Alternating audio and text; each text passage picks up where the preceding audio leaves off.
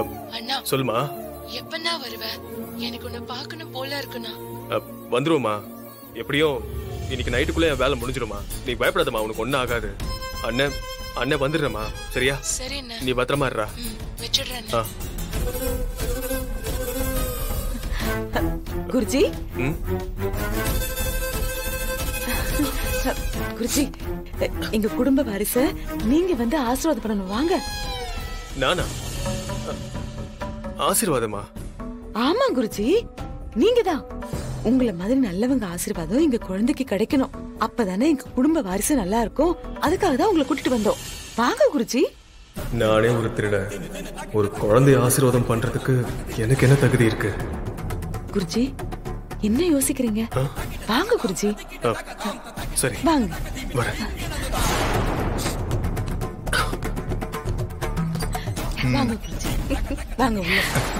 வாங்க குருஜி. சூப்பர் கண்மணி. வாங்க குருஜி, வாங்க. அண்ணா அண்ணா உங்களேதான். நானா?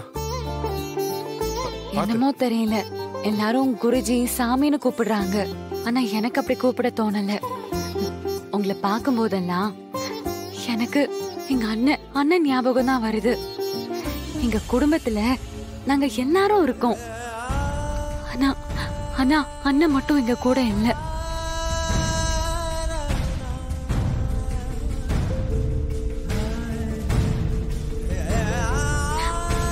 உங்களை என் அண்ணனா நினைச்சு கேக்குறேன். வாங்கண்ணா, வந்து என் குழந்தைய ஆசீர்வாதம் பண்ணுங்க. அண்ணா, ஏன்னா தயங்குறீங்க? வாங்கண்ணா, வாங்க. குருஜி வாங்க. வாங்க குருஜி, எங்க குழந்தைய ஆசீர்வாதம் பண்ணுங்க.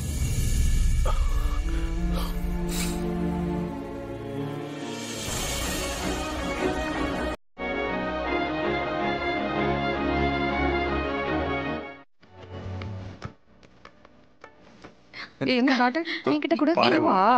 ஏடி கொடுக்கா. ஹாப்பியா இருக்கேன். அப்பா சரி சரி, நீ பார்த்ததெல்லாம் போதும். நான் பாக்குறேன். டேய் பாருடா.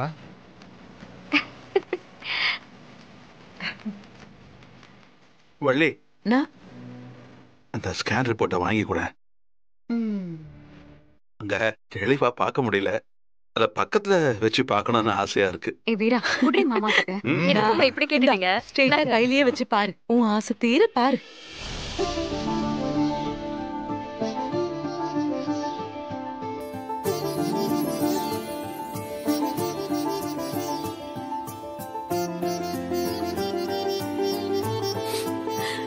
நான் என்னடா நீ எதுக்கு அழற?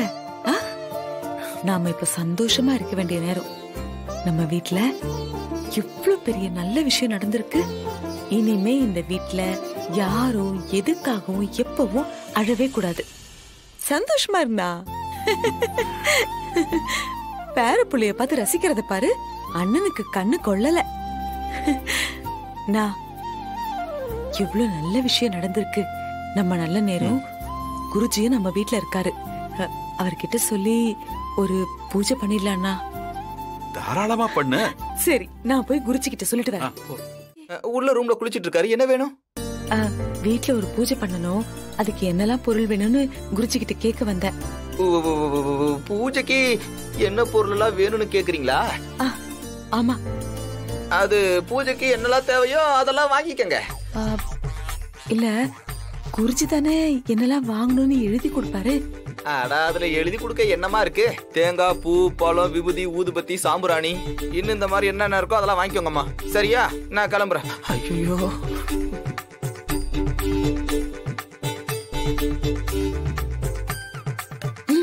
என்ன என்னமோ யோசிச்சுட்டு இருக்க?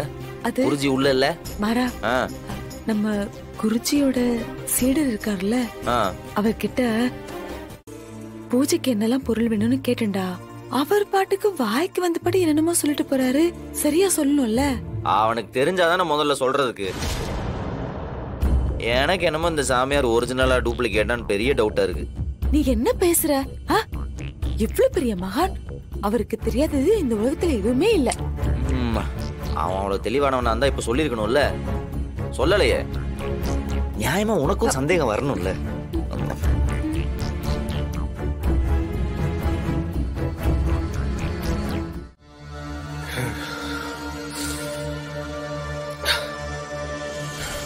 யோ, உன்னை பெரிய இவன் நினைச்சிட்டு இருந்த, நீ என்ன ஈஸியா மாட்டிப்ப போல இருக்கு.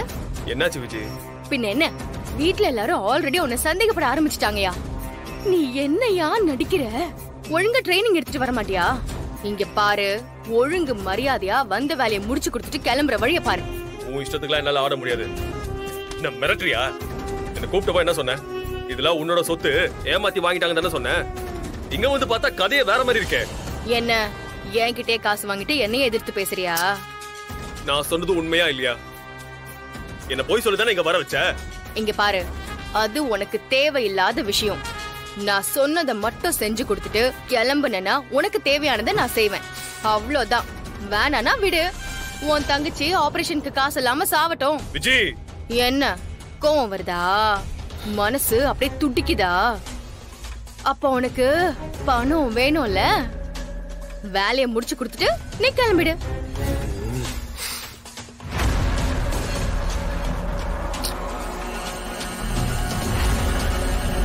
சரி, முடிச்சு கொடுத்துட்டே கிளம்புறேன். சரி.